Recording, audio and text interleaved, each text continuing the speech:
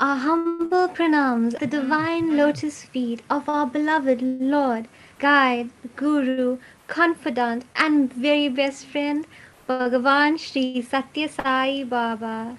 Dearest embodiments of love, Om Shri Sai Ram.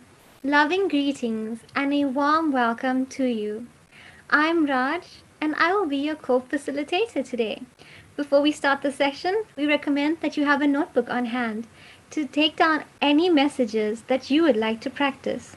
In the series of InSAIghts masterclasses on spiritual well being and healthy living, our session today is entitled Master the Mind and Be the Mastermind. It is now my pleasure to introduce you to our speakers, Dr. Hari Conjeevaram and Brother Agman Gupta. Dr. Hari Conjeevaram has been a member of the Sri Satya Sai organization for several years. He currently serves as Zone 1 Medical Director and as a member of the International Medical Committee and International Disaster Relief Committee of the SSIO. He was also recently appointed as the USA National Young Adult Male Advisor. As part of the SSIO, Dr. Conjeevaram has coordinated multiple local and international medical and disaster relief missions in many countries, including India, Ecuador, Haiti, Philippines, and Kazakhstan. He also coordinates medical rotations for doctors across the globe to volunteer at Swami's institutions. With Swami's divine loving guidance, he was involved in setting up the gastroenterology department with the endoscopy unit and gastroenterology clinic at the super specialty hospital and the general hospital, respectively, in Puttaparthi, which celebrated its 10-year anniversary in July 2018. He has also worked closely with young adults across the United States in various local and international service projects. Recently, he has been working with the International Young Adult Leadership to coordinate the Young Adults Well-Being Support Program that aims to support young adults by addressing the growing concerns, including emotional, psychological, and social well-being, along with the spiritual facet to all of these important aspects. At a professional level, Dr. Hari Conjeevaram is a professor of medicine in the Division of Gastroenterology at the University of Michigan in Ann Arbor. In addition to patient care, he has also been actively involved in medical research and in education both in the US and globally, including India and Ethiopia. He has won numerous awards for his teaching and for his community service activities, some of which include University of Michigan Dean's Award for Community Service and the Leonard Tao Humanism in Medicine Award. In 2017, he received the Lifetime Achievement Award for Education from the American Gastroenterological Association for his achievements as an outstanding educator over a lifelong career. Most recently, he was the recipient of the 2019 American College of Physicians ACP Michigan chapter for Volunteerism and Community Service Award and the 2020 American College of Gastroenterology Community Service Award. We are honored to have Dr. Hari here with us today. Brother Agman Gupta is currently Monbuka Gashu, Japanese government PhD scholar in Japan's Advanced Institute of Science and Technology. He came into Swami's fold during his childhood days through Sri Satya Sai Balvikas, the program for education in human values. Since then, Bhagavan Sri Satya Sai Baba has been his friend, philosopher, guide, guru, father, and mother in totality. He had been an active member at his Samiti as a young and vibrant Sai youth during his early school days. The biggest blessing that he would cherish for his entire lifetime came when he was selected by Bhagavan Sri Satya Sai Baba to study at his college, the Sri Satya Sai Institute of Higher Learning. He was blessed to be a Sai student from 2013 to 2018, completing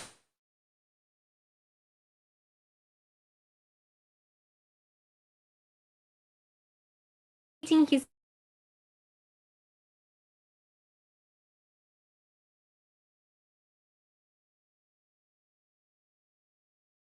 BSc and MSc in chemistry from the Institute. During his student days at Swami's College, he was a part of the university brass band and Veda Institute in various forums. Drama of the SSSIHL staged on the 22nd of November every year.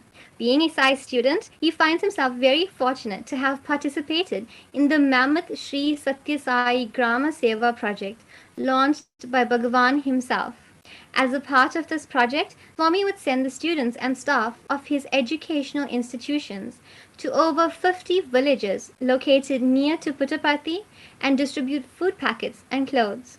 As per Brother Agman, this experience of involvement in serving the fellow beings brought about many remarkable changes in his personality and made his outlook towards life humbler. At present, he is the Zonal Veda Resource Person for the Zone 5 of SSIO under the International Veda Learning Project.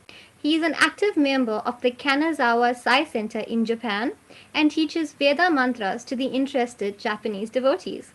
Also, he is one of the co-leads of the InSAIghts subcommittee, an initiative launched by the young adults of the SSIO, which aims to share the divine, insightful, and practical teachings of Sri Sathya Sai Baba. Brother Agman envisions to dedicate his life at the service of Swami with complete surrender and faith. For him, Sai is the only truth and attainable pursuit in life. Dearest embodiments of love, I now hand you over to Brother Agman Gupta and Dr. Hari Conjeevaram. Jai Sai Ram.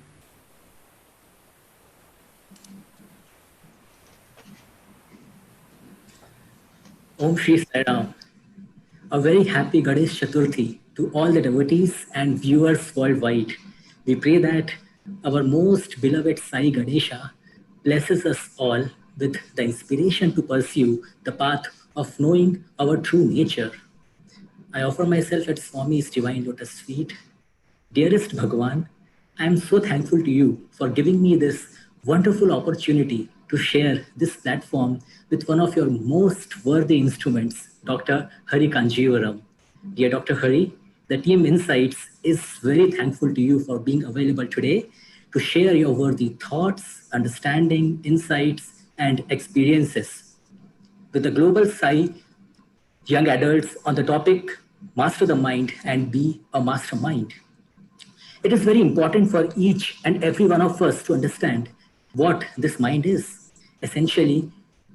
And after having defined what the mind is, there will be much more clarity. So as to why do we need to control the mind? Mind is an intertwine of 6 human vices, which are lust, anger, greed, attachment, arrogance, and jealousy. A blend of each of these 6 vices in various proportions is defined as ego, which leads to the body attachment, the sense that I belong to this body or this body belongs to me. I am the mind. My thoughts are my very own. I am the doer. So the feeling or the sense of doership. In totality, mind is a kind of selfish syndrome which makes us feel that we are very unique. In that, very unique from everyone around in the world. And that is when mind becomes the control room of our thoughts, and our thoughts are channelized to benefit us at physical and mental levels. Therefore, the thoughts themselves get corrupted. And this is the reason why we have an unhealthy competition and comparison with others, our fellow human beings in all walks of life. When there is an unhealthy competition and comparison, our self-esteem, ego is bound to get hurt. And when ego is hurt, a person can do disastrous things in life. So just to highlight how important is the sadhana of controlling the mind, let me quote a beautiful conversation which took place between a teacher at Sri Satya Sai Institute of Higher Learning and our most beloved Bhagwan during an interview session of the teacher with Swami. The teacher very inquisitively asked Swami, dearest Bhagwan, how to control mind? It is very difficult. I have been trying for many days and months now, but I don't think I'm progressing. To this, Swami very lovingly answered, Bangaru, sages, seers, and scholars have done penance and exercised a great deal of discipline for many and many years together to realize the inherent divinity.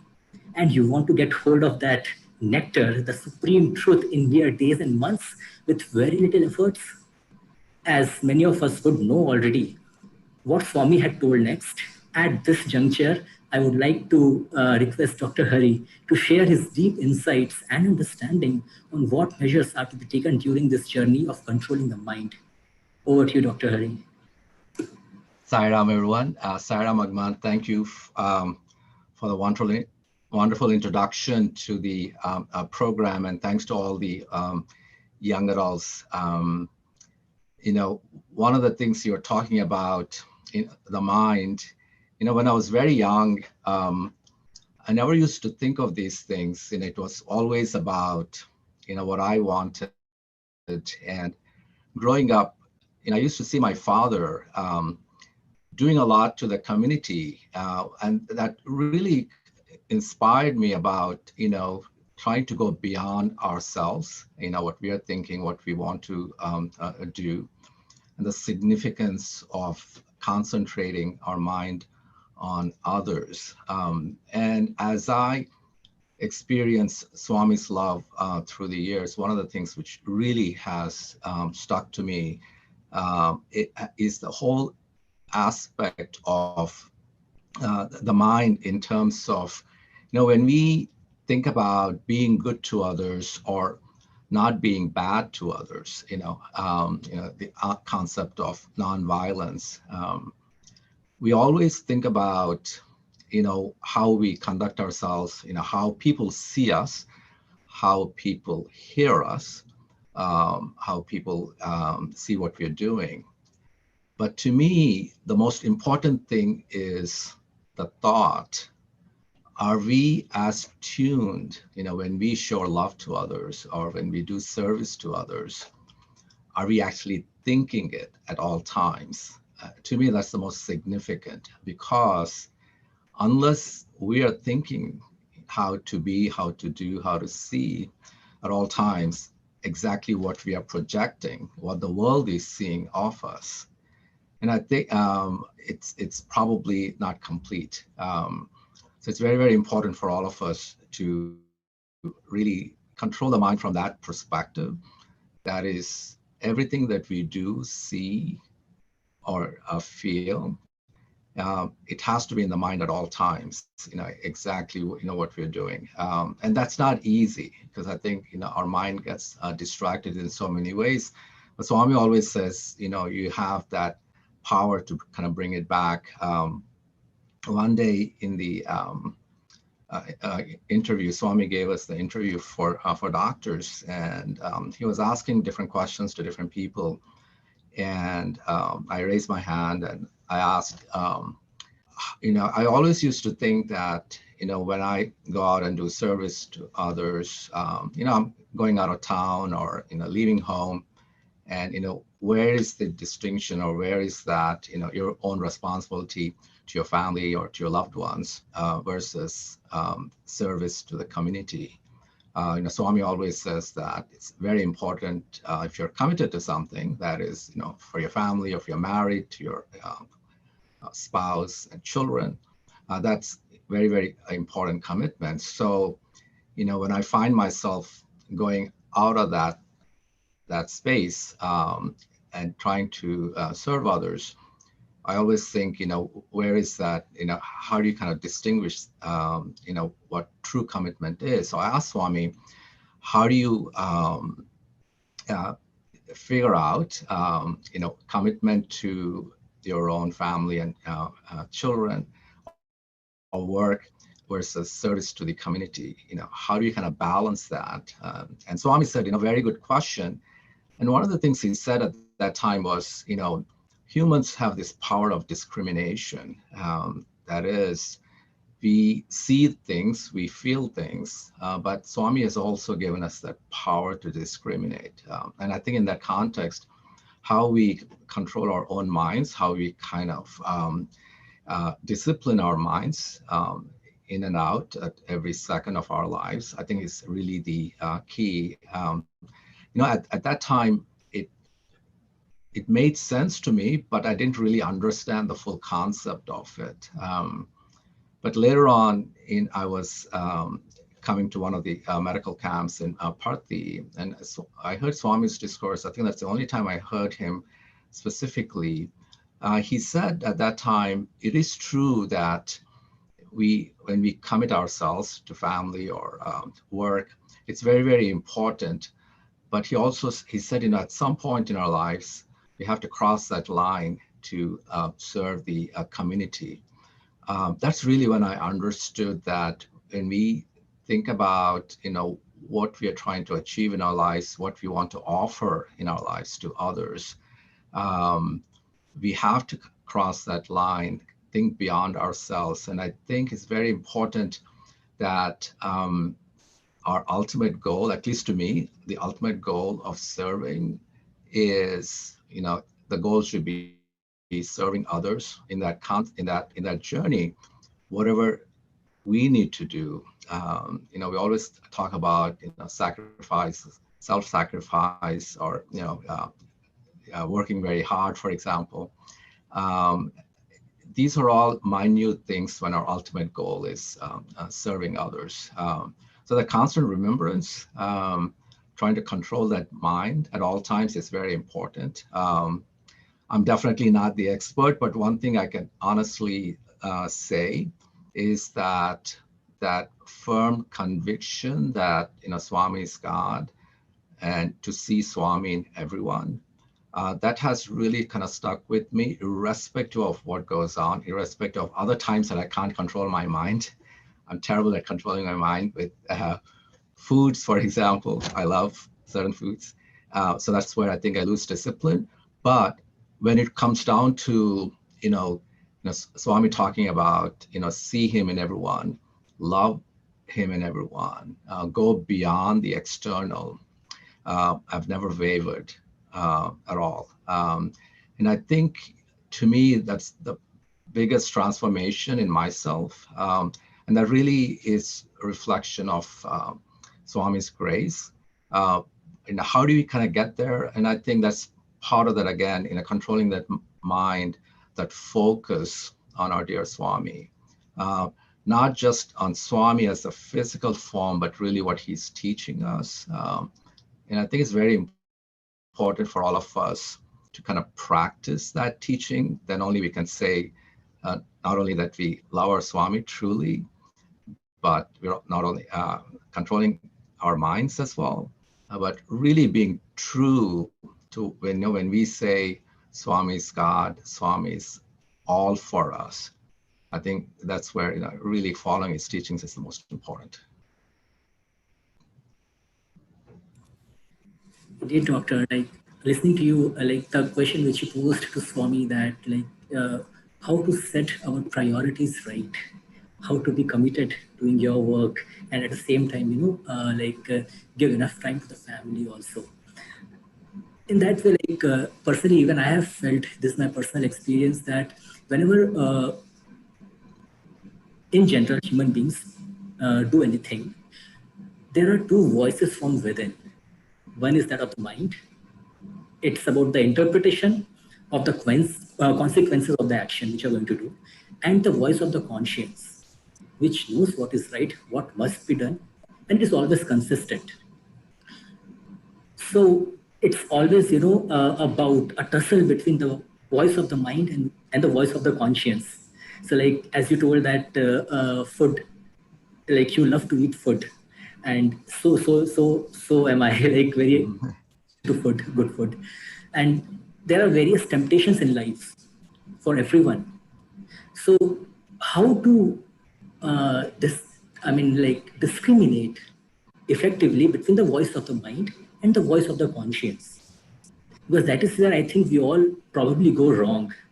Because mind is based on instincts and impulses, and as Swami has defined that it comes out of the feeling that we need to satisfy the body and the head, the ego. And till that is not satisfied, mind will keep prompting. But the voice of the conscience is the right thing, which we have to do. When we it's a very difficult thing to do personally. So if you can share your insights and your experiences on this particular thing. Swami talks about conscious being everywhere, right? I mean, conscious is us, conscious is him, and there's no distinction. And I think he wants us to kind of recognize that. And a lot of times when we do things, we try to start with the periphery and come to the center. And I always think it's so good for us, and it's actually easy. You know, everything Swami teaches us is so simple. And to me, you know, I say this, and you know, people kind of sometimes laugh, or you know, they tease me. You know, when I say, you know, it's all in the mind. What I mean by that is that, you know, I like to keep things very simple, and I think we are most effective when we are simple. You know, Swami's quotes, teachings, you know, are so simple in one sense, but they're also so profound. Sayings like, you know, love all, serve all, you know, help our hurt never. They seem so simple from a distance, in that, you know, and some people crave for something much, much more deeper. My feeling is, why crave for something deeper if we can just, you know, follow something so simple? And by following that simplicity, we can do much more, not only for ourselves, but for others as well. And one of the fundamental things kind of goes back to the conscience, you know, is, to me at least, is, you know, that recognition that, you know, the divine is in all of us. And I think so if we kind of start with that inner core, every time we see someone, every time we talk with someone, start with that first. You know, when I see you on the screen, when I see sister on the screen, or anyone on the screen, or when I just talk to someone, whether we're talking to someone or seeing someone or working with someone, if we immediately connect with that inner core, you know, that the divine, heart, the love, start with that, like immediately, you know, train ourselves to do that. Everything else, you know, either blurs out or everything becomes inconsequential. And I always try to do that because to me, that's probably the most important thing. Nothing phases me, you know, when someone in front of me, you know, they could be yelling at me, or, you know, I'm a doctor, you know, we see patients, and sometimes patients get upset or their families get upset, not necessarily because of what we are doing, but their own frustration with their health or what they see the system doing. You know, they could be upset with someone in the hospital or whoever it is, but they always show it on the doctor. And, you know, and we do this all the time, and I could get caught up in that, or I could just look at them and think of the Swami within or God within. And I try to do that all the time. And it's a wonderful way of controlling our own ego. You know, you started talking about one of the aspects, the mind and the ego.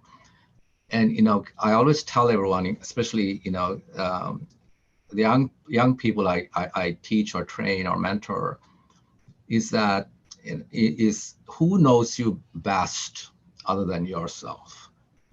You know, that firm conviction, it is so important for all of us. And I think that's really, to me, that's the connection to that conscience. You know, I am me, and you know, that's God. You know, Swami always, you know, how many times he has told us that we are divine.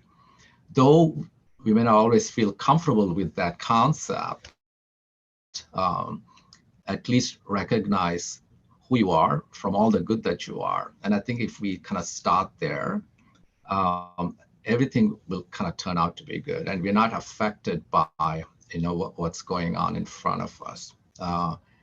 And that also reflects back, and I think you see a change in others as well. I always kind of play, you know, it's, again, example of, you know, someone upset or, you know, raising their voice in front of me. I stay very calm. I just kind of listen, and I kind of tune out what exactly they've said. Not that I'm ignoring it as much as, I always kind of, okay, let's do this or let's move forward. I've seen so many times that immediately changes that person's perception. It kind of alleviates that anger, actually. And I think when we control our mind and when we kind of focus on the inner core, we bring in transformation, and that's immediate. And I don't think we need to do a whole lot. I know it's easier said than done, but if we constantly are thinking that way, it just makes it easy, at least from my experience. I can honestly say that. So in that context, I come back to this aspect of simplicity in our lives. I'm very busy, so I don't have time to read a lot of books. I wish I read a lot of books, especially Swami's literature and all that, because there's so much profoundness in what he says, right? It helps us kind of better understand. But when I reflect back in my own life, to me, what's helped me the most is all the simple things, the simple sayings that he has said, and just take it as it is, and make up my mind that that's what I'm going to do. There's no, nothing beyond that, no ifs and buts around it, no questioning that. I think that intrinsic faith, in a part, when we talk about controlling the mind, part of the thing is, coming back to that, intense faith. Once you have faith, once you believe in something, you should never sway from it. And if that firm conviction, that's very also important as well. And the other aspect of the whole mind, the consciousness and kind of that conviction that the divine is within us, I think it's also that we have to kind of get away from that feeling that people or society or even God owes us things. Of course, Swami always says, ask me anything, and I'm here for you. And he also gives us that freedom to demand things from him as well. That's the beauty of Swami, the Divine Father. But at the end of the day, it's still us, who can make it happen for ourselves. One of the questions we asked in the interview, one of the doctors asked was, Swami, is it selfish to be good or to think of ourselves for our own spiritual upliftment? Because the word selfishness is given in a negative context, or we think of it in the negative context. We always talk about selflessness, but here is selfishness, to be a better person, to do good, see good. And Swami immediately said, that's actually good. Being selfish to better yourself, to do good to others or to uplift yourself in the spiritual path is actually quite good. So in that context, we should not be thinking about selfishness as a bad thing. It's a good thing because we're kind of moving more closer towards God and towards others as well, where God resides.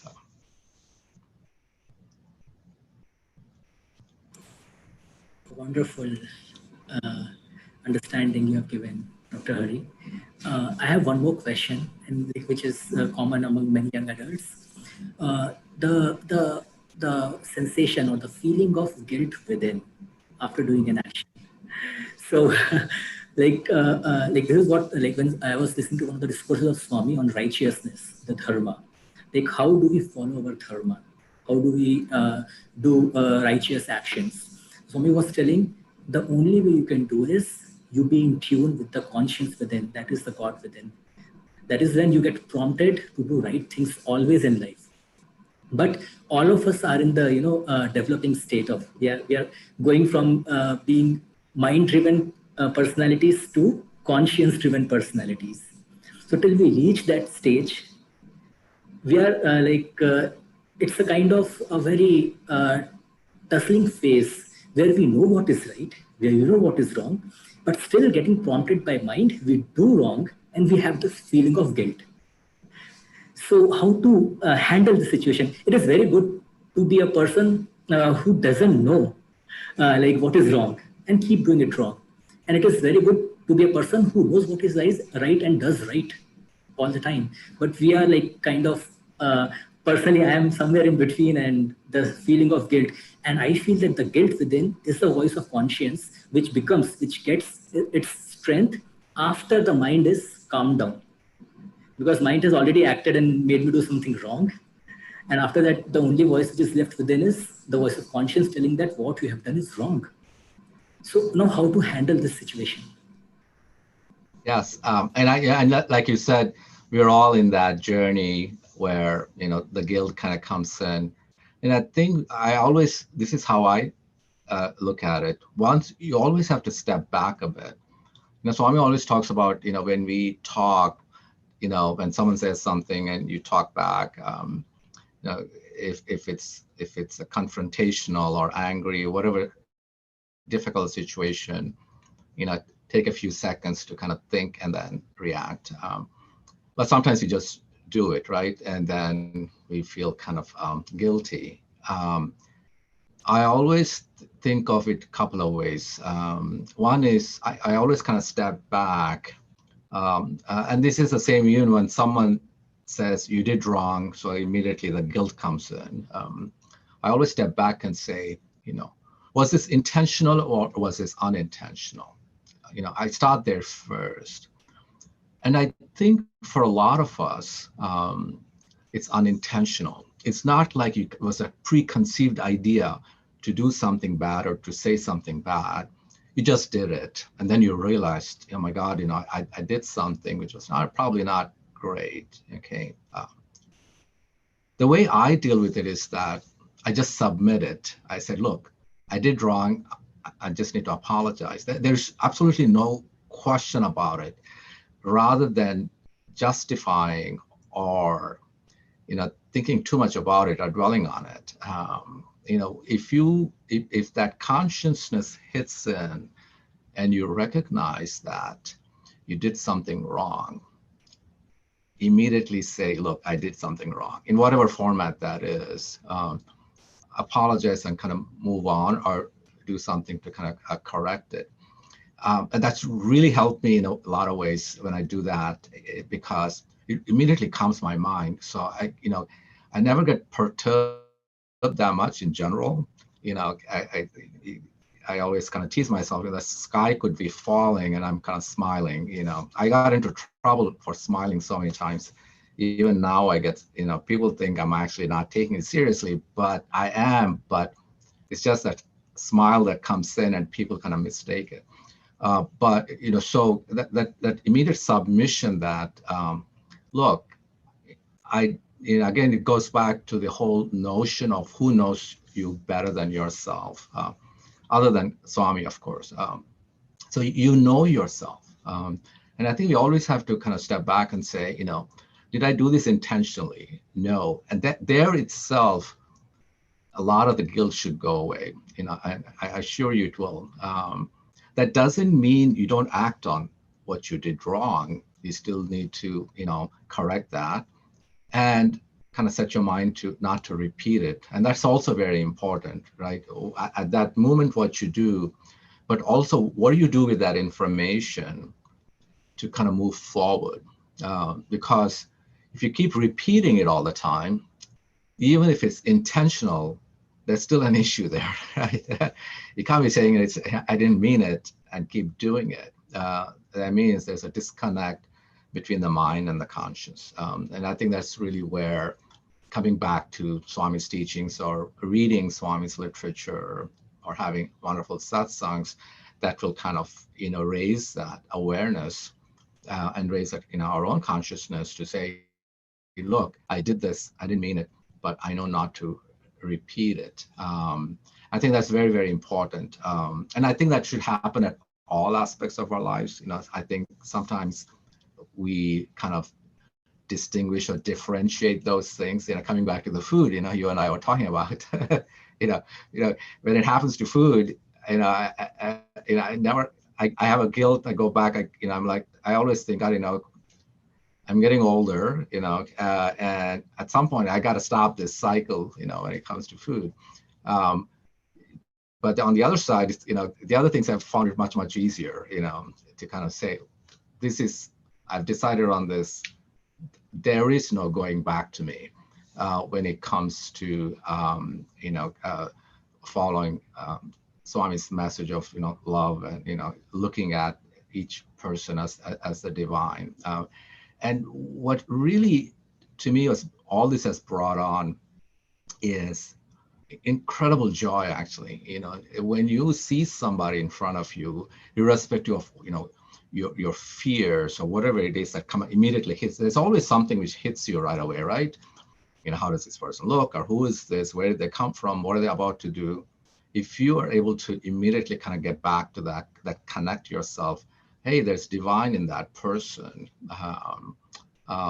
I think immediately that kind of takes away a lot of stuff as well. I know we're talking about guilt, but this is also as important. And I think in that context, again, just knowing yourself and connecting with others is very, very important. Guilt is always will be there, I think, from time to time in things that we do. And I think we should never put ourselves down. That's also important. When we have guilt, if we put ourselves down, that kind of raises fear, and it also brings down self-confidence as well. Swami always says, self-confidence is such an important thing, and fear should not be part of the vocabulary in our lives. So those two are very, very important. I think we need to kind of constantly think of those things as well, and then kind of say, okay, what do I need to do? And I think if we kind of train ourselves to always think about, what do I need to do with that, what I just did, and kind of move step up to kind of changing that and not repeating it. I think that's always, very, very helpful. But I think in that process, you achieve a lot as well. And you also, in that process, you're also transforming the other person in front of you. I always talk about transformation, not just ourselves, because to me, that's the most important thing. But I really, really think that, not in an egoistic way at all, that what we do transforms others, right? I mean, it's very obvious, right? When we think about our own Sai brothers and sisters, we always say, I want to follow you, I want to empathize. I mean, I want to emulate you. Why is that? Because we see something so good. And it doesn't have to be in the quote unquote the Swami's fold, everyone around us. There's always, Swami always says, there's always good in somebody, no matter how they appear in front of us, whether they appear that they're doing something wrong or whatever it is, there's some goodness in that person, and there's God in that person. I think that's every time we need to think of that. The other important thing in this is that, when we even want to talk about others, I always make it a point not to talk about the person. I do talk about the actions, So there's a huge distinction, and a lot of times we think they're the same. They're not. An action is something, what they're doing, what they're saying. That doesn't make that person. Very similarly, our guilt doesn't define us. Our fears don't define us. I think we're much, much bigger than that. So I think that constant self-reflection of who we are, kind of, say, okay, I did this, I'm not going to repeat it. That constant practice, I think is, helpful, I think. Thank you so much, Dr. Hari. There's one more question from the Global Sai Young Adults. The question is of, is it okay or right to seek recognition in life? I mean, to go deeper, it is like when students, the staff, and the people who were around Swami, even then, with Swami, they would seek recognition that what I have done, what we have done, whether Swami recognizes it or not. So is it okay? Because most of the problems, personally, even I feel that interpersonal problems, relationship problems, it is because of we all seek admiration from people around us. And when people don't admire, or their admiration doesn't meet the expectation or the bar which we have set, ego is hurt, and then personal clashes, interpersonal problems, all these things, rise their hoops. So, what do you say about it?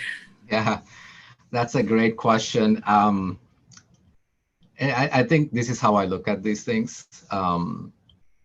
When when you get recognized, right? I mean, of course you feel happy and all that, but kind of constantly seeking that.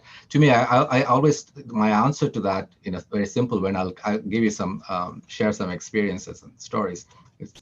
It's a slippery slope whenever we think of recognition or being recognized.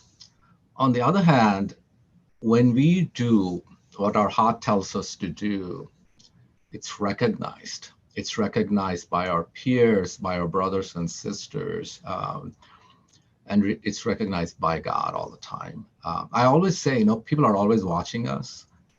And what do I mean by that? People are always watching what we do, what we say, but they don't know what we are thinking. I think being true to that and doing what we want to do, when you do that, I think recognition always comes. You don't need to seek it actually. And I'll kind of give you a few examples. And sometimes these recognitions are so profound. Um, and when that happens, you feel good. I don't think there's anything bad about that actually, but it was not an intentional seeking. If it happens, it happens. But my point being that it happens much more when you don't seek it, but when you do what you want to do, when your heart tells you what to do. To me, you get much more recognition that way. When you are thinking of, I need to be recognized for something, you kind of work towards it in a conscious way. If you succeed, you'll get recognized. But that's just one thing, though. When you kind of follow your heart and do things, okay, there's much more recognition in so many ways. So I think that the delta, the net, is much more when you don't seek it directly in one sense, but when you do what your heart tells you. Yeah, I'll kind of give you a few examples. You know, uh, the first international Psi medical conference happened in Parthi several years ago, and I just came as I registered for the meeting, and I just came for the meeting. I was not part of the planning, nothing. I just came. But when I got to Parthi, I saw a bunch of people kind of in the registration. I'm like, what my father always taught me was, if you see something you like, just go tell them that you like it, or you want to help them. Otherwise, they're not going to know. You have not made that effort, right? So I went there and said, hey, can I help, brothers? They said, oh, come over, So the next thing I know, I'm part of the registration and all that. I'm so involved in the whole thing, the entire conference. The entire conference was just an amazing conference. Swami gave so much attention to doctors. We were all actually wearing suits and ties. It was like September heat in Prashant Nilayam in the Kulwant Hall, and we were all like sweating. But we were all sitting on the ground, and Swami, he didn't even come yet, but he knows everything that's happening, right? He immediately sends words to, I'm not sure who, but it said, how can you make these doctors sit on the floor, when they're dressed up, in suits and all that to see me? Within like 5-10 minutes, there were like 1,000 chairs in Kulwant Hall, and all of us were sitting. And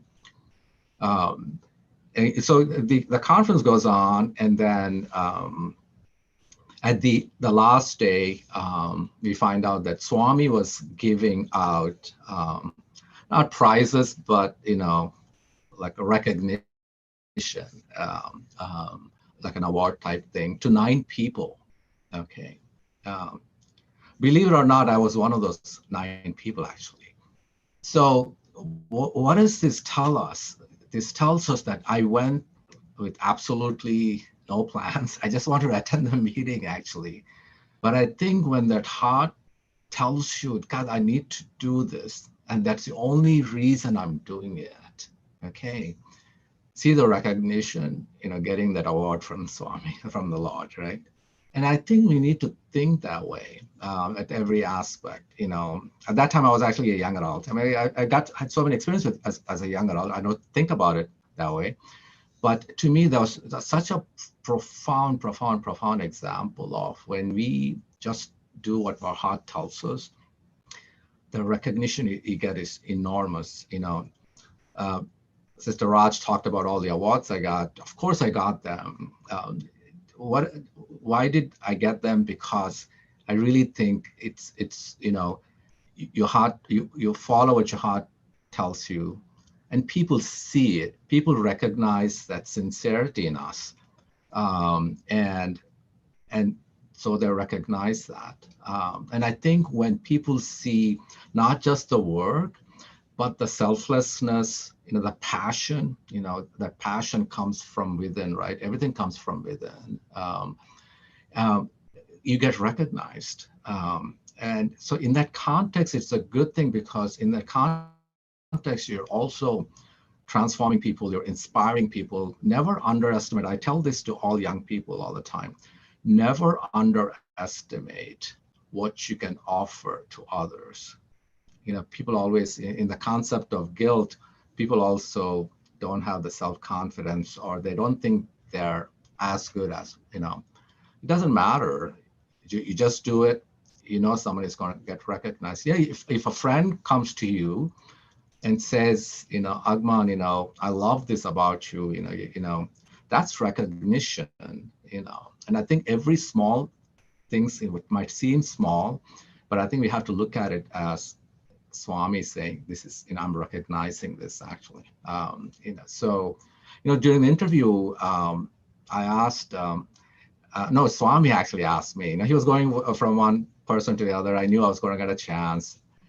And Swami was giving everything what people were asking in that interview. Someone asked, so I knew exactly what my question was, because I was very confident he was going to ask, because he was asking everyone. So I was, in that context, I was confident that he was going to ask me a question as well. I knew exactly what the question was, and I was going to stick into it. But, your mind starts playing, we start talking about the mind, right? Because one of the brothers asked for a ring, Swami gave a ring. And here I'm thinking, of course, Swami's ring, that's awesome, right? I'm thinking, maybe I should ask for a ring, because I know he's going to give me that ring. But immediately I said, no. I mean, if you kind of look back and think about my question versus Swami's ring, that's a big thing, right? That's one way to think about it. But I thought to myself, I didn't come in thinking of the ring. I should not be asking for the ring. I still want to ask my question, because that, to me, that was very important. So when Swami, as expected, Swami, says, what do you want? And I said, I want to serve you, Swami. And Swami looks at me and says, why? And I said, it makes me happy. And then Swami said something very profound. He said, happiness is external. What you're feeling is joy. He said, joy comes from within, and happiness, is what you see, or external, what you kind of enjoy, quote unquote.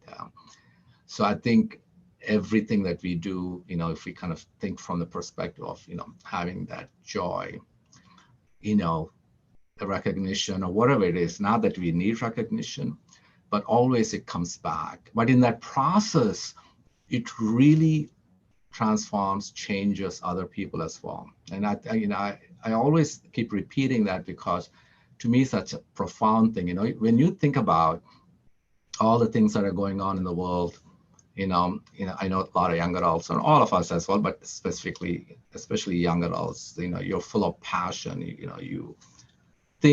You look at the world so differently than we did when we were young. I always think, oh my God, a lot of us think, whether it's work or at home, I don't think we have done even 2% of what you all do these days.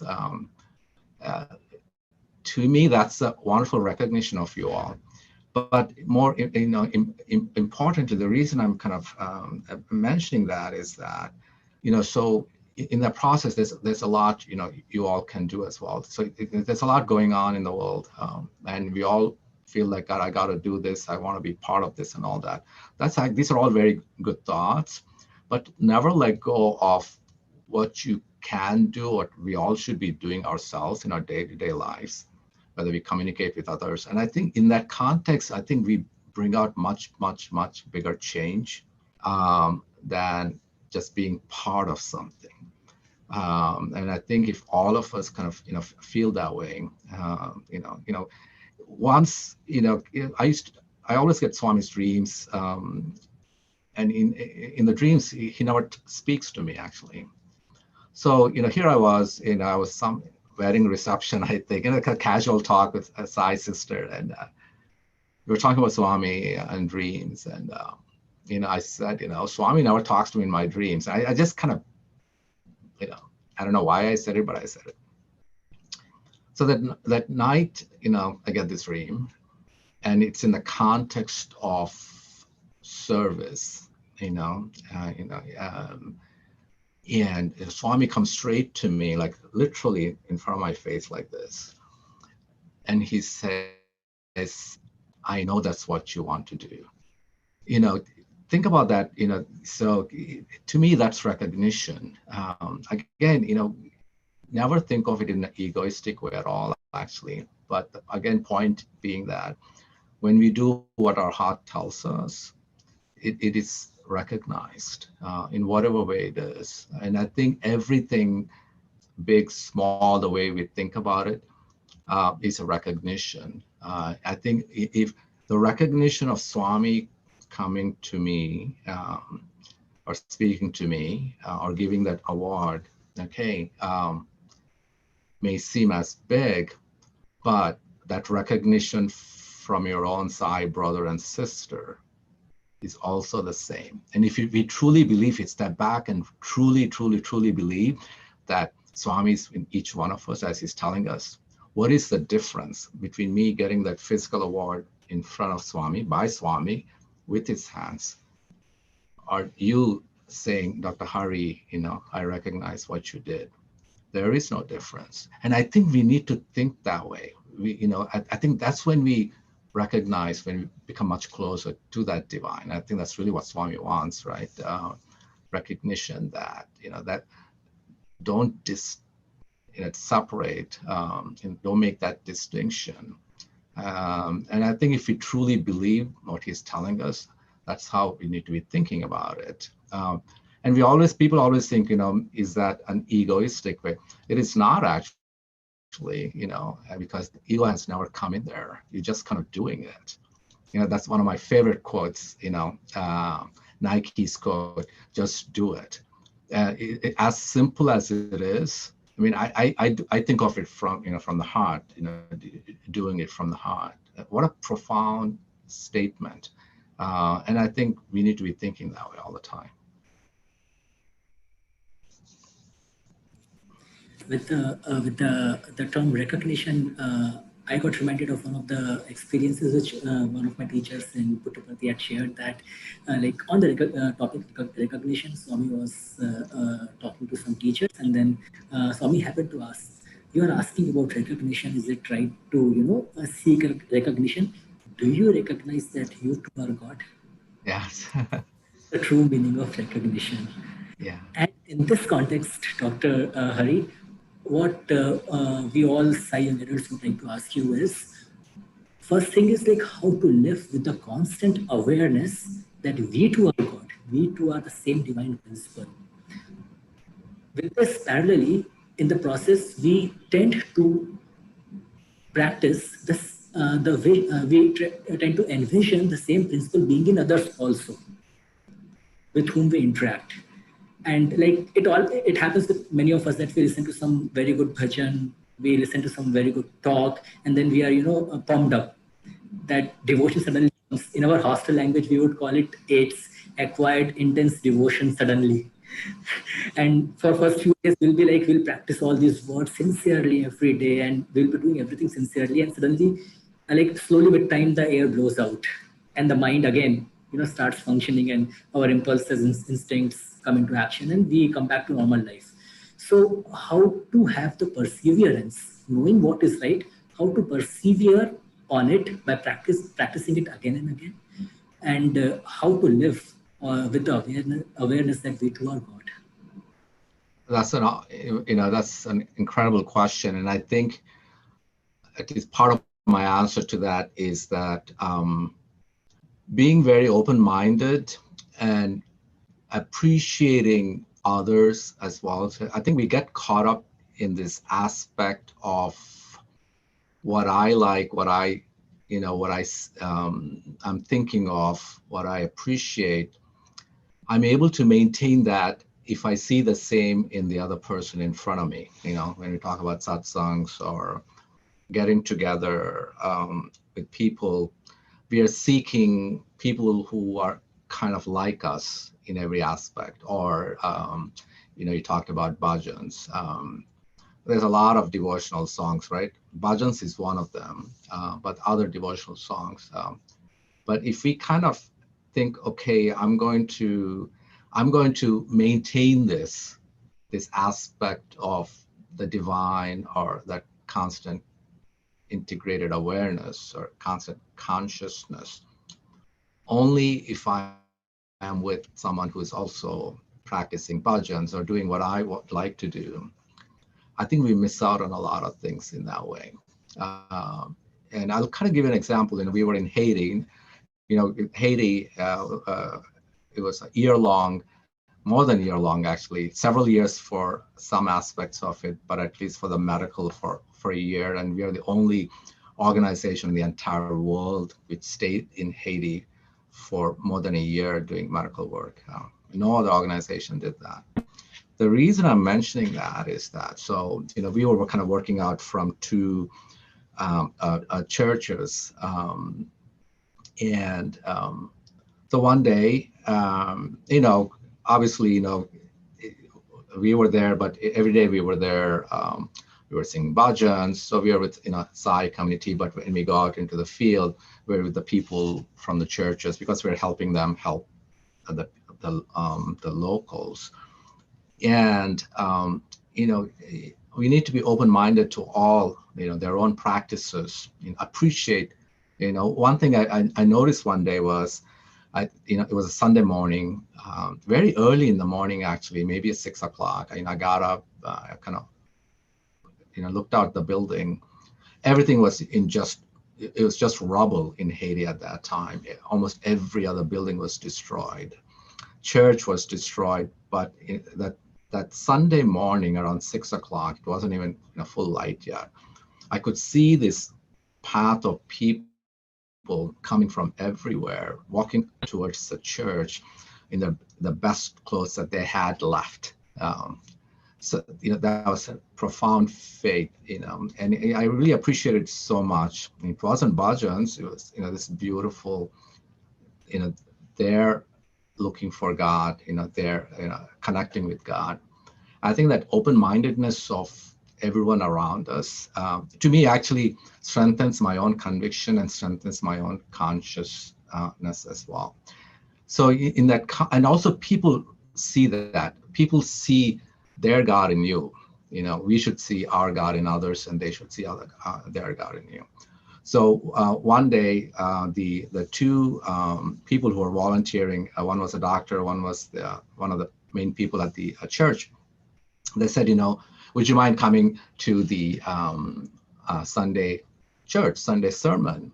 We would love to have you there. I said, absolutely. I go there, and then there was, I don't know how many hundreds of people in this church gathered at the church. And, they had all these guest pastors, everyone was giving a kind of a short talk. They introduced each one, and each one was giving a talk. And the main priest gets up, and he says, today we have a guest sermon, a person who's going to give us the Sunday sermon for the church. Okay. Now here I'm thinking, God, I've seen everyone has given a speech. I'm wondering, that didn't make sense to me. It's like, they've already spoken. I'm thinking, who's the guest who I don't see, right? To give the Sunday sermon to these hundreds of people. And then he introduces my name as the guest to give the sermon for the church. And can you think of that profoundness of that moment? Of course, they know I'm not a Christian. Even if they did, who am I to give a sermon, right? But they went beyond. And I think that's really where I think we need to be thinking about, that love between one person to other. When you do that, it not only raises your own consciousness, it not only kind of keeps you at that all the time. And if you're constantly thinking about love, everything becomes one, right? Swami says, there's so many gods, but all gods are one, right? So when they introduced my name, needless to say, I was like so nervous. I'm like, first of all, I've never given a sermon. I'm not a preacher. Though people have called me a preacher, but I've never. So here I'm in front of everyone, and they had someone to translate what I said. And believe me or not, in that moment of fear, maybe, but a profound gratitude that someone recognized the God within, with the God within them. To me, that's the ultimate aspect of this whole story. Nothing to do with the fact that I gave a sermon at a church, right? That was a recognition, but you have to kind of step back and say, what is the meaning of all this? That profoundness of someone seeing God in me, connecting with their God within.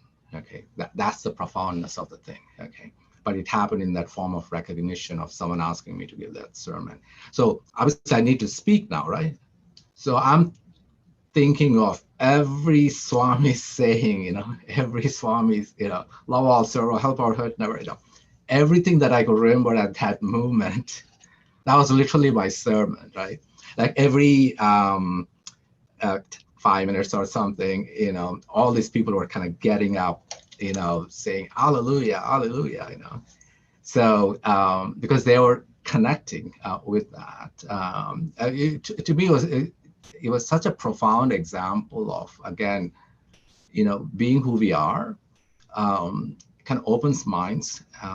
It makes us stronger. It gives us self-confidence. It kind of promotes our own spiritual path. It kind of keeps us in that path. It's rather than swaying away. But again, it also lets others to look within as well. Not only just liking us or being inspired by us. But to me, this was a profound example of, connecting divine to divine, actually. So yeah, hopefully, that helps. But I think that's again, kind of getting back to yourself. I think that's the key. And I think in that context, you help yourself, but you're also making a profound change in others as well. Like accepting the other person as your very own involves or invokes the concept of love. Yes, And yes. Swami has told very nicely that love has always been unconditional. It is your mind which has made it conditional and Yes. given kind of impurity to it. So can you comment on the term unconditional? Because if that is defined very clearly for all of us, then the mind knows what is unconditional love, and it's very easy to practice. Yeah. And I think, we always talk about being unconditional or thinking everything unconditionally. It's again, it's not easy all the time. Not that it's not easy, but I think, this constant external forces coming to us, and people are always trying to not necessarily change us as much as modulate us or modify us based on their own convictions. And I always think, again, that's a slippery slope. Whenever someone starts talking to me, I keep my mind on alert, right? And I think it's very important for us to recognize, this is where I don't make distinction, truly I don't make distinction, whether it's a Sai brother or sister or someone else.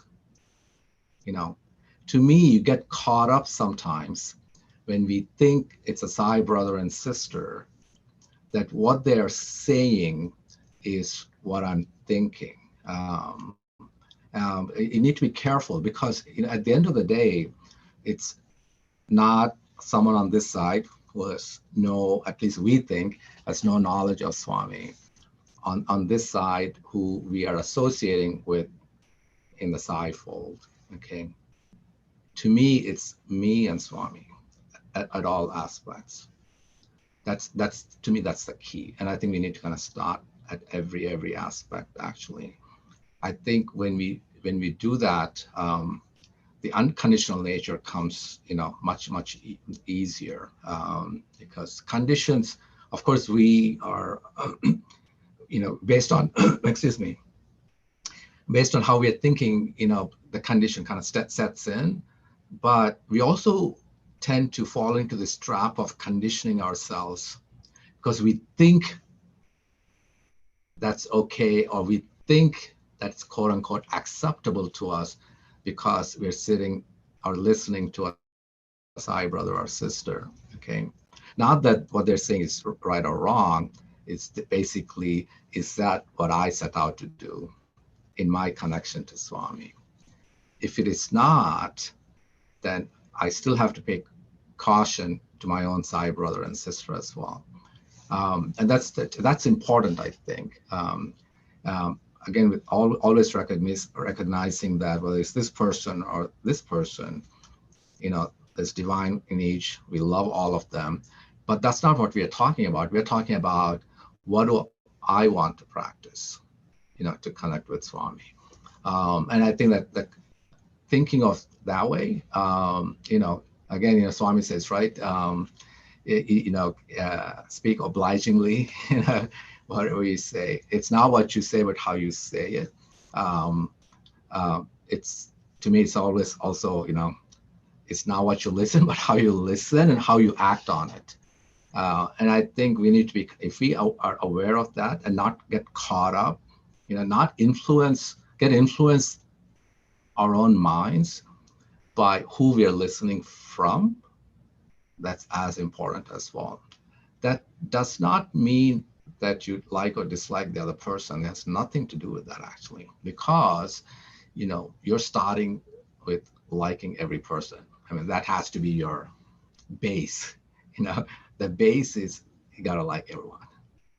You have to start there.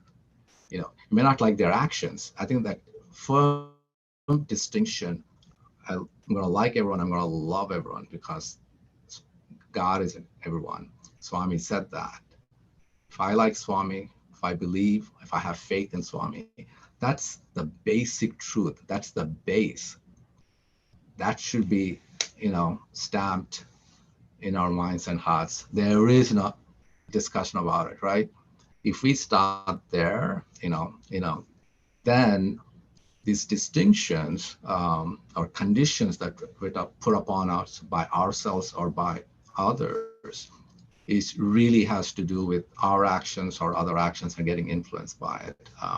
But if we keep coming back to our base, I think it's just much easier, actually, because I think we tend to do things conditional, and that's just the human nature, I think. That happens, but recognizing that, what, I think if, let's say, for example, if we expect something and that did not happen, you have to come back, again, look within, Swami always says, come back within, that constant looking within. Everything that I do, whether it's viewed as good or not so good or whatever it is, I always look into myself, okay, what did I do? Did I go with a preconceived notion? Is that why I'm disappointed? Or Did I do something intentional or unintentional? If it was intentional, of course, that's really bad, especially if it was a bad thing. Was it unintentional? Kind of reassessing your own first at every moment. I think it's very that's at least helps me personally on a day-to-day basis to kind of move forward.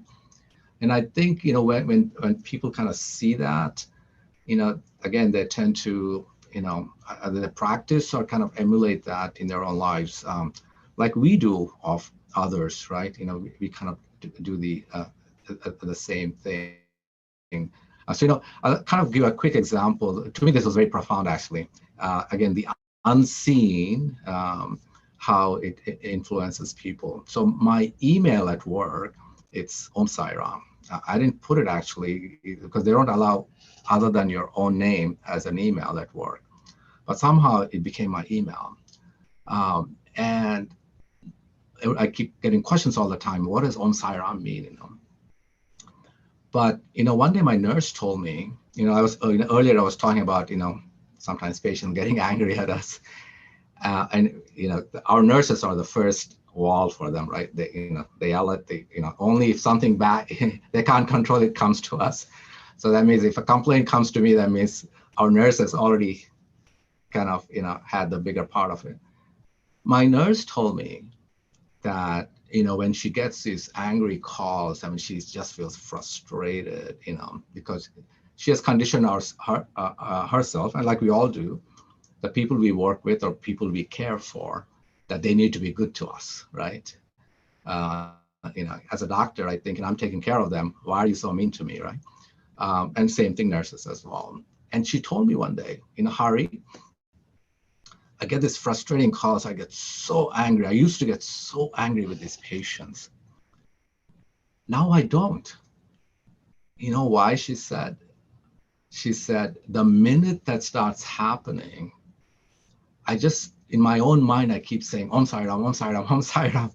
Now, why does she do that? She doesn't understand the meaning of it, but she says, the reason I say Om Sai Ram is because I see you so calm with patients.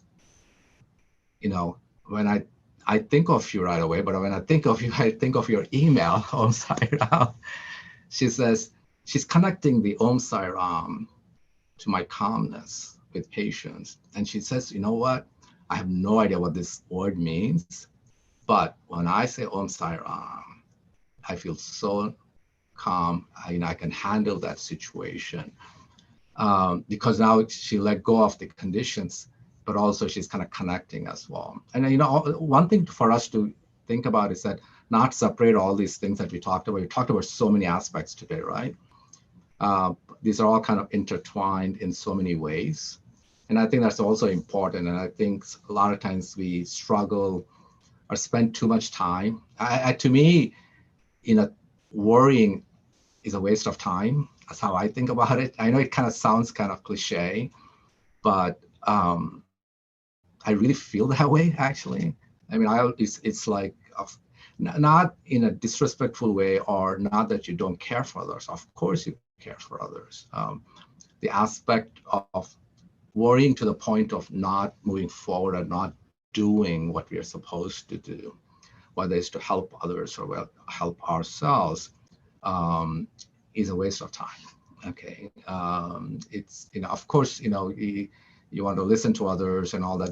These are all very important things as well. But also you have to think about, not that I'm the best person for time management. I wouldn't ask anyone to come to me for time management.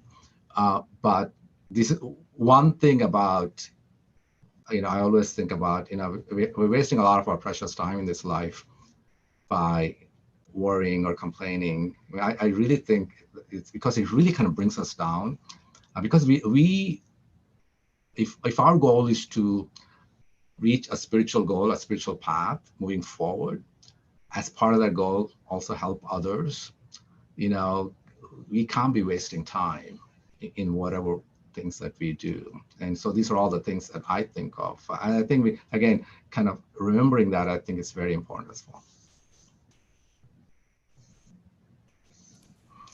Indeed, Doctor, I got reminded of one of your phrases which you mentioned, be inspired and inspire others. Yeah. So the nurse got reminded of you while, telling out Om Sai Ram. That's a manifestation of the phrase, be inspired and inspire others. And such a wonderful experience to listen to. Since we are almost running out of time, I would like to ask you to summarize like how do we control mind, or indirectly how do we be in tune with the conscience within. Both are the same, in fact. Yeah. I think first and foremost is obviously, I think we have to sit or step back and really for ourselves make a decision of what we want in our lives. That's the key, I think. Not what the next person wants for us, because that happens a lot, right? A lot of people want a lot of things for you, which is good, which is fine, but it may not be practical or whatever it is, right? You got to get back to you and yourself. I think that really being honest with yourself about what exactly do I want in my life, and how do I want to do this, and what's my goal, what's my path, and recognizing that the external is going to be coming in. I'm going to be influenced sometimes. I'm going to do things which are not so good maybe sometimes. Um, so all these things are happening, but first establishing what we want, how we want to do it, and trying to stick to that, and maintaining that discipline. Again, not really bring yourself down if you kind of sway, because if you think about it, right, if we are very firm with our goal, even if we lose our path a bit, we know the direction back to the goal. Of course, if you go too far, then may not know how to get back. But hopefully, and some people do. I mean, all of us do sometimes, I suppose. But that's where catching hold of God or catching hold of a friend or side brother and sister. I mean, that's to me, it's like I'm very open-minded in terms of learning from others. To me, there's no such thing as you learning from me, or I'm learning from you as much. I always tell this to students as well. I learned so much from you guys, from the way you are, you conduct yourself, your discipline. I mean, young people have so much discipline, I think. Of course, there are times they might not look like it for the rest of the world, but when it comes to certain things, I don't think anyone has as much discipline as young adults. I firmly believe that, actually. So I'm always looking at young adults. I mean, each one of you, when I talk to any one of you, I always say, and this is absolute truth, is that I say I'm a better person because of each of you, and I absolutely mean it. And why do I say that? Because I keep an open mind. I'm always looking for, what is someone doing which is very unique, which I can learn from. So I think, when you think about the goal and the path between us and Swami, we also have to recognize that Swami has put so many of his devotees, or everyone around us, right, to teach us something. I always think we learn from everyone, even someone who we looks like they're doing the worst things in their lives or to others. You know, for me, it's a learning not to be like that person. So in that process, I'm actually learning. I always think, if I see something that I don't want to do or don't want to be, I'm learning that reinforcing my mind not to be like that. So I'm actually learning from that person how not to be as well. We always think of learning as how to be. I always think of learning as much as how not to be as well. That brings us back much easier. Otherwise kind of getting scattered here. If we learn ourselves if you see something, when you see someone and they're trying to influence you, I always say it's like a fork in the road, right? You can go this way or you can go this way. you need to decide, okay?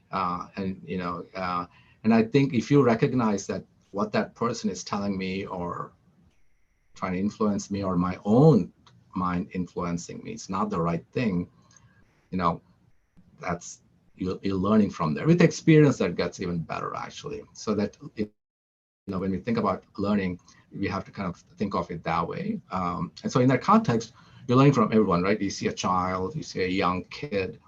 There's something about them that you're learning, innocence or whatever it is. That unconditional. You talked about unconditional love. Children have this mother, and children have this unconditional love. Learn from watching that, so every person I see or connect with, it doesn't matter who it is, whether it's someone in the Swami's fold or um, I think everyone has something to kind of teach us actually. So and I appreciate that too. And I talk about gratitude to others. I'm talking about gratitude to everyone for helping me become who I am, and also for helping me not to become who I don't want to be.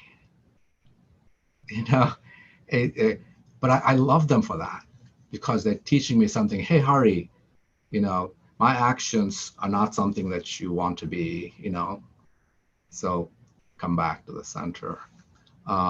So I think keeping that open mind from that perspective, I think it's the key. And again, practice. And we don't have to try too much. When I say practice, it's not like, you have to kind of sit down, stop everything. I think it's important that we just do it as part of our lives. And it just becomes very natural, actually, with time. So.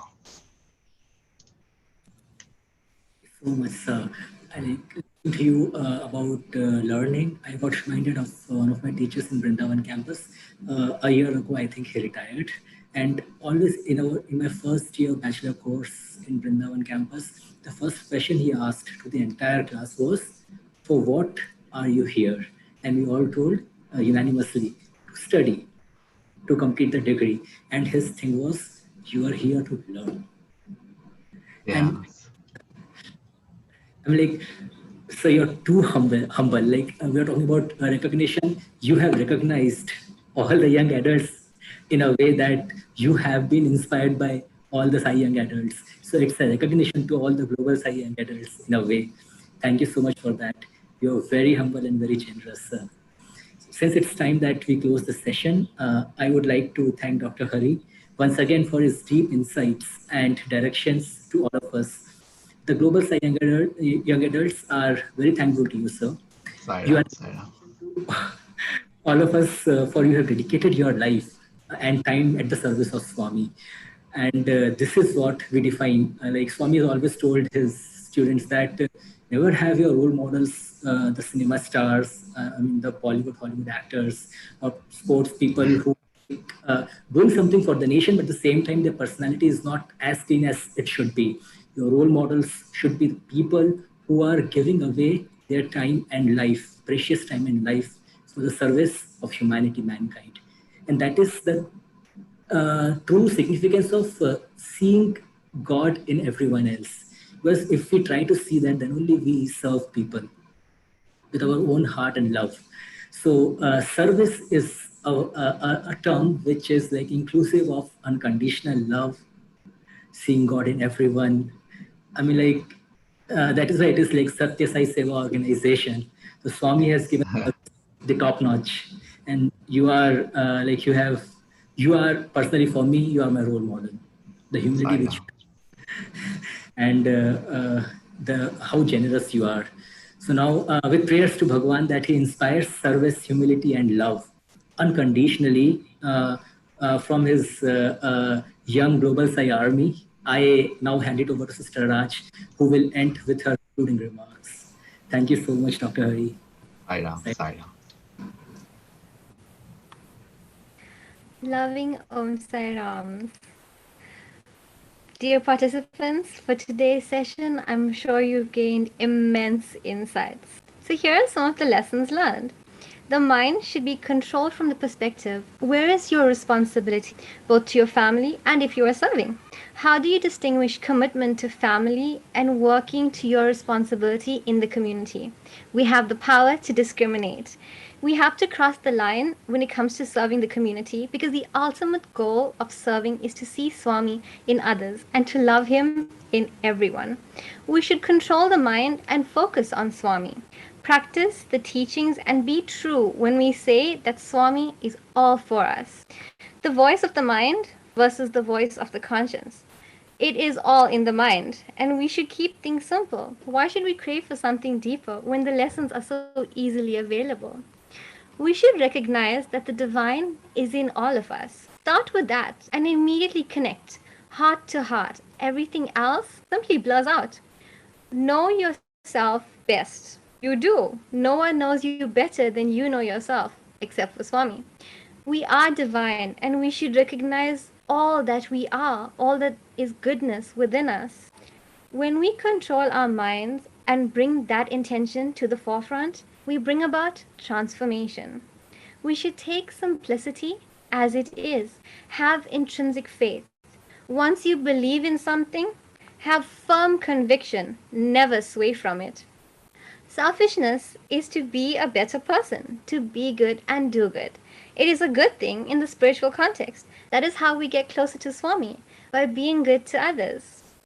Were in the context of guilt, were our actions intentional or unintentional to do or say something bad? We should submit, apologize instead of justifying, and recognize when we do something wrong. When we apologize, we can do something to move forward by correcting our actions. Well, we'd like to be like Hari Uncle when the sky is falling and keep our smiles in place. And we should ensure that there's no disconnect in that. We need to immediately reconnect with ourselves, know ourselves, and connect with others. Don't put yourself down when you have guilt. It creates fear and diminishes self confidence. And Swami always tells us it is so important to have that self confidence. Transformation of the self and others. There is always good in somebody, no matter how they may present themselves.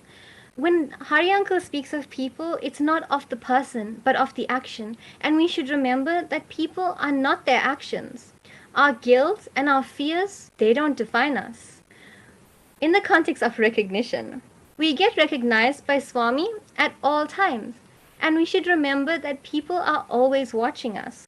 Recognition happens more when you do what you love, rather than when you're actually actively seeking it. Most importantly, follow your heart. When people see more than just the action, but the thought and selflessness in it, that is when recognition comes. And never underestimate what you have to offer to others. Joy comes from within. Happiness is external. So the process of finding that joy is what truly transforms people. Don't think of recognition in the context of ego. The recognition that we receive from others is equivalent to that which we receive from Swami. Recognition from everyone is equal. So don't make that distinction.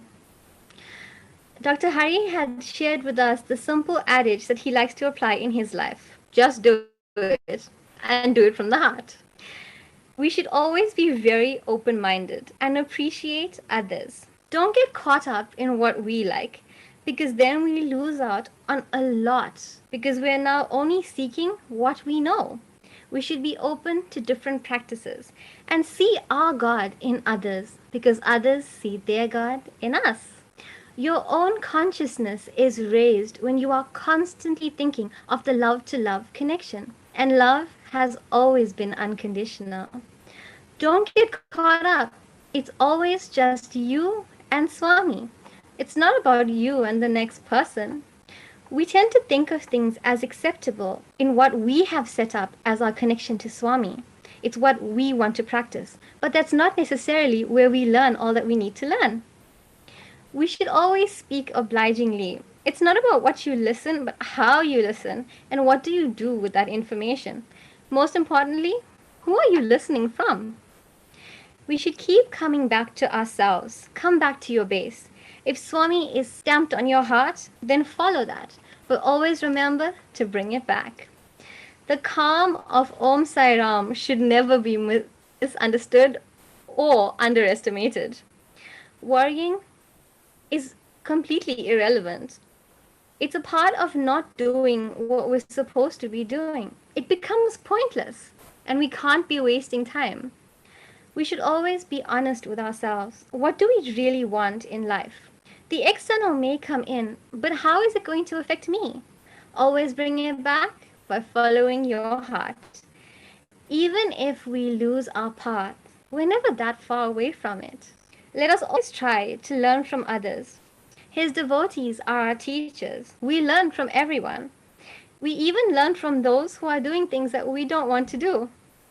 We should remember that learning is not so much about how to be, but it can also be how not to be. And everyone has something to teach us. Most importantly, we should remember to practice until things come naturally. Brother Agman and Dr. Hari, we thank you for sharing these insightful memories, experiences, and lessons with us. Most importantly, we take the lesson from Dr. Hari to always be joyful, to live your life in love, to live your life giving love, receiving love, and seeing all around you with love. Dearest participants, our next session, entitled Living His Teaching, The Answer to All Life's Problems, will be held on the 26th of September at 1 p.m. UK time. This session will be led by Dr. Meera Narasimhan. Information regarding the next session will be shared on our website, satyasai.org/ya/insights, and also on the Sai Young Adults Facebook and Instagram pages. We thank you once again, Dr. Hari and Brother Agman, for such a lovely session. Our heartfelt gratitude to our dearest Swami for his ever loving presence in our lives. We trust that you're enjoying this insightful journey, and the information that you've received will now help you in your transformational journey. May our dearest Swami continue to guide us and shower his abundant love on us. Wishing you a very happy Ganesh Chaturthi, safe and blissful week ahead. Jai Sai Ram.